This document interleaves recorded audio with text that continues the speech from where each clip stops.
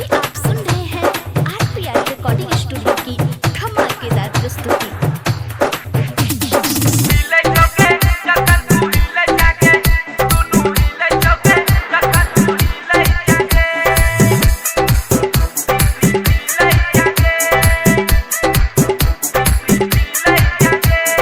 Music by DJ Umesh, Sukhipur बाजार।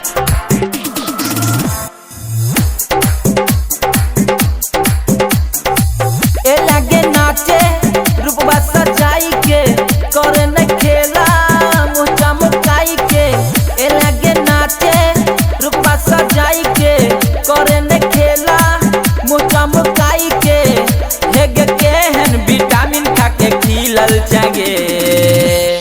हिले छोगे जखन तू हिले जागे, दोनों हिले छोगे जखन तू हिले जागे। एला तू नाचे रूपवा सजाई के करे न खेला मुँह चमकाई के।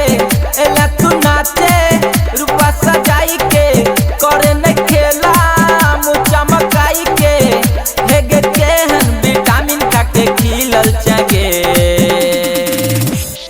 हिले छोगे जखन तू हिले जागे, दोनों हिले छोगे जखन तू हिले जागे।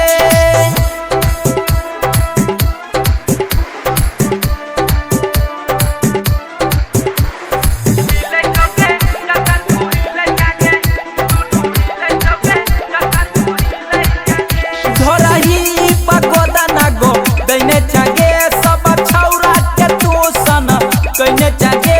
धोरही पगोदा ना गो दैने जागे, सब छौरा के तू सन कइने जागे। तोरे ने हमर तुदी हेगे रतिया में हमरा समी बड़ नीक लागो कहिया जब हिले छोगे। हिले छोगे जखन तू हिले जागे, दोनों हिले छोगे जखन तू हिले जागे। एले तू नाचे रूपवा सजाई के करे न खेला मुँह चमकाई के। हेगे केहन विटामिन खा के खिले जागे। हिले छोगे जखन तू हिले जागे, दोनों हिले छोगे जखन तू हिले जागे। Mix by RPR recording studio, Sardi Sundarpur. DJ Umesh, DJ Umesh, DJ Umesh, Sukhipur बाजार, सुखीपुर बाजार, सुखीपुर बाजार।